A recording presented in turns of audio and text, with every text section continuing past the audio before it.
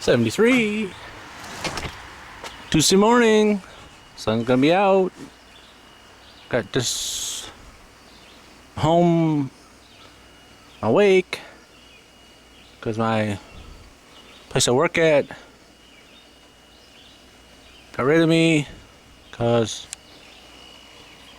one of the whiners, customers, didn't like what I said. I told him no, he didn't like it. I made him wait, he didn't like it. So he went and cried to my supervisor. And my supervisor's, I'd rather tell you another time. Yep, you know how supervisors are. So anyways, I've been seeing all these little things that take pallets apart. So I came up with my own. Time invested, always time. Money invested, 0. So I ended up getting a nice piece of pipe, which is 1 inch. It's yay long. So I would say it's as tall as I am. 5'11". Yep. 2-inch piece in the back. They're all the same. On the bottom here, I did that 1/4 angle iron dealie. Everybody does. Except for on this one here, I beefed her up. I did the supercharged to it. These are 2, like 1, can you see it? 1, 2, and these are 1/2-inch bars. 1, 2, 1/2-inch bars, and they run all the way back there 6 inches. Yep, I just tried it out over there, and I couldn't bend it, but I did break the pallets. Is it as fancy as theirs? No. Does it work? Yep. What am I gonna call it? Do maybe like the do-a-jiggy pole thingy. Maybe I'll come up with something other. Yeah, nobody will ever find it on my website. Let's say look at my stuff. But anyways, I painted it black. You know, I was worried about rust. You know, we don't want nothing to rust, especially up here in the snow belty. Yep, it's pretty much how it works. My welds are not perfect. Never will be. I used to do that back in school. I used to be pretty good at my stick welding. And not very good at the TIG welding. The MIG welding was better. My TIG welding still sucks. I got the TIG weld torch for my WIG welder. But it just it's pathetic. It's mainly because I don't care what it looks like. Doesn't matter to me how well it performs. Actually, how perfect it looks.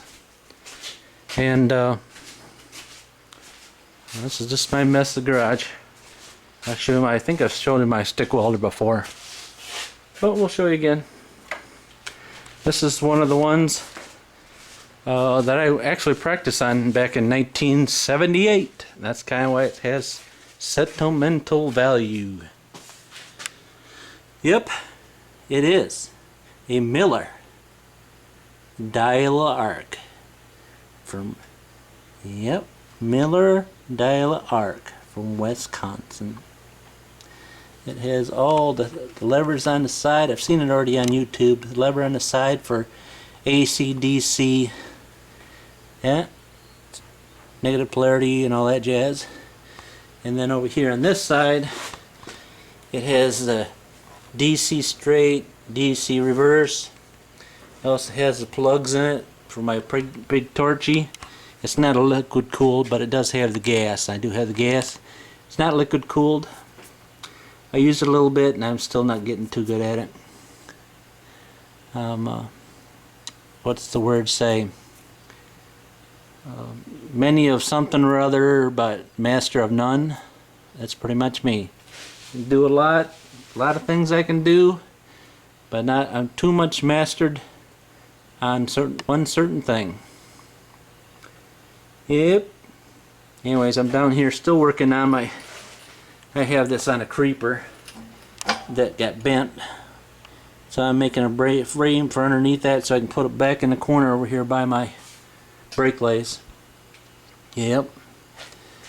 I'll get it back in there eventually. There's no hurry. Just the rest of my life, right? And I did get my Oregon sharpener up on the wall. And if that tells you anything about any product, is when they build a box this heavy and this thick. Look how heavy and thick it is. And somebody cares about their product, wouldn't you think? At least to your door. Alright. That's about it. I can show you this, my wonderful cutoff cart that I come up with for that disc thingy. I tilted it back on an angle.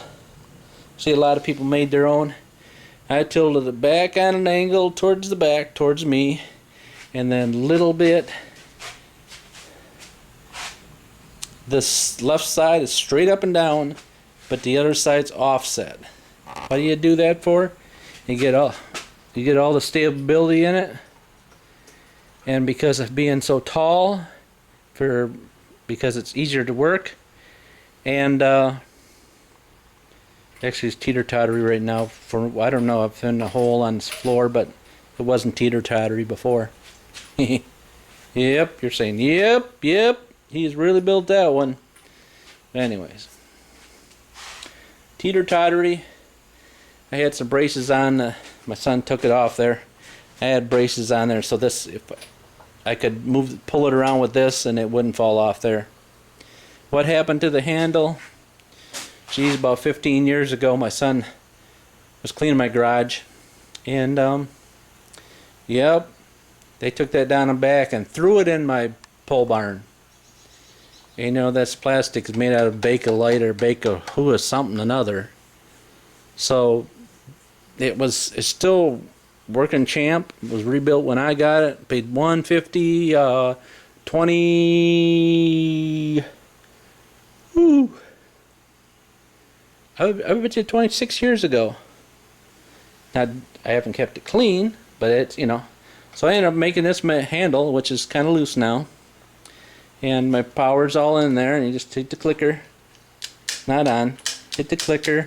I was going to put a plastic sheet over that thing on top here, because you don't want to weld that back in. But, you know, it works.